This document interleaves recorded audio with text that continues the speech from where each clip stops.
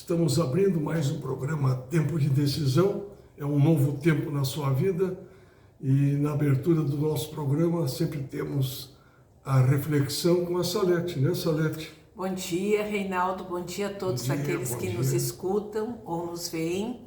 Que Deus esteja no nosso lar, imperando na nossa vida e nos nossos queridos também.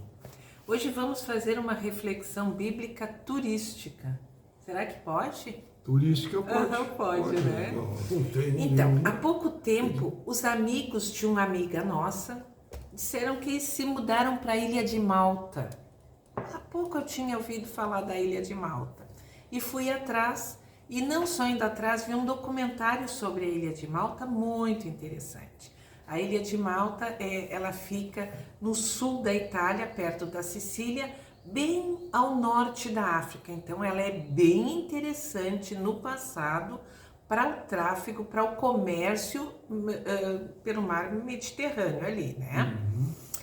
Então a gente vê que a Ilha de Malta atualmente tem mais de 300 quilômetros quadrados e uma população de cerca de 550 mil pessoas. Se fala o maltês, mas 80% da ilha sabe falar o inglês. É o inglês que... Mas é interessante que para tu ingressar numa universidade da Ilha de Malta, tu tem que saber falar o maltês. E ela é uma confusão com o árabe, é uma língua bem diferenciada, única, só se fala em Malta, junto com o árabe, um dialeto bem diferenciado mesmo.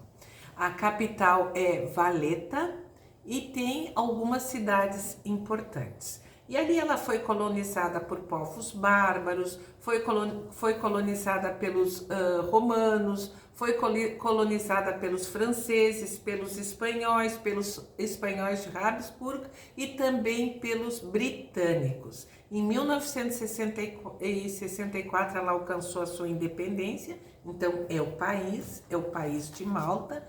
E também ela, em 1974, ela faz parte da Commonwealth.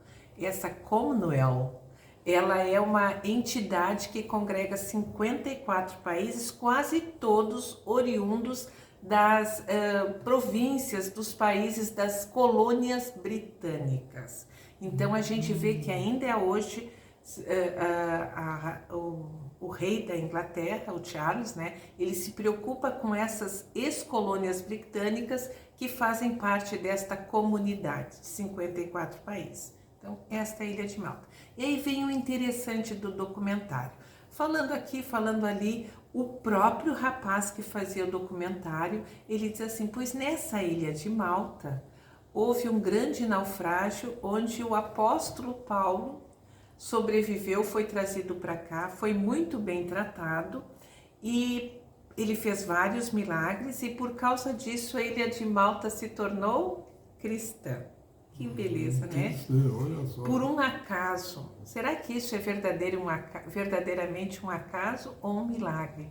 No livro de Provérbios diz assim, o homem faz os seus planos, mas Deus determina o seu caminho. Se você vai lá para o livro de Atos, o capítulo 27, a partir do verso 27, conta sobre o naufrágio de Paulo que estava indo para Roma. Então ele tinha que seguir ali por aquele caminho.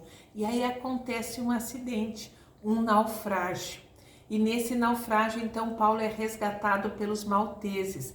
Ali no capítulo 28 da Bíblia, do livro de Atos, diz que povos bárbaros, Paulo conta assim, povos bárbaros o acolheram, fizeram uma fogueira onde eles se aqueceram e ali eles sabiam que Paulo era prisioneiro, sendo levado, Paulo estava numa condição diferenciada, prisioneiro, sendo levado a Roma para ser julgado, porque ele era um cidadão romano. E quando Paulo vai atirar um pouco de feixes na fogueira, uma áspide, uma cobra se enrola em Paulo. E Paulo sacode a mão e a áspide vai embora. E eles disseram assim, esse homem não é nada bom. Porque ele é prisioneiro, ele se meteu num naufrágio e agora uma cobra quer morder ele. Isso está no livro de Atos. E eles disseram, essa mão dele vai inchar muito e ele vai morrer. Só que eles veem que a mão do Paulo não incha e que muito menos Paulo morre. Então, de um prisioneiro, de uma pessoa perigosa, amaldiçoada, Paulo, por causa desse episódio da cobra, Paulo é considerado como um Deus. E Paulo diz assim, eu não vim fazer milagres por mim, eu vim trazer a palavra de Deus. E ali Paulo é acolhido por um homem rico chamado Públio. E o pai do Públio estava doente e estava com uma disenteria. E Paulo impõe as mãos sobre ele, faz a oração e o homem é curado.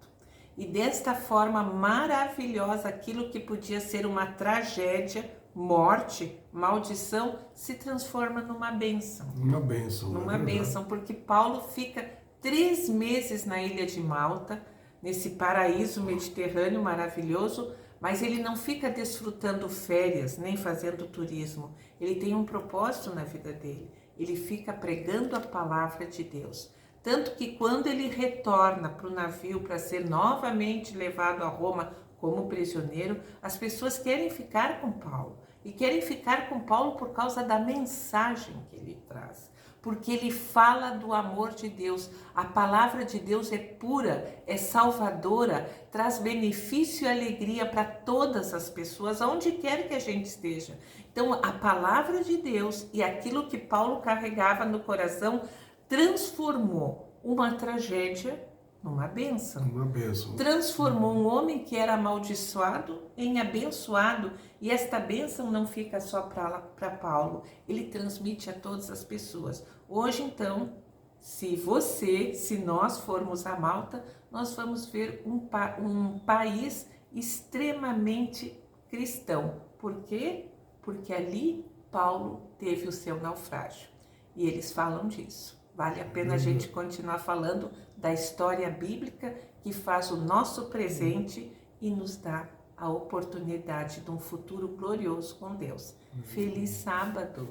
Feliz sábado a todos vocês. Tivemos aí a abertura com a reflexão da Salete, né? Ilha de Malta, hein? Puxa vida, muito lindo, né?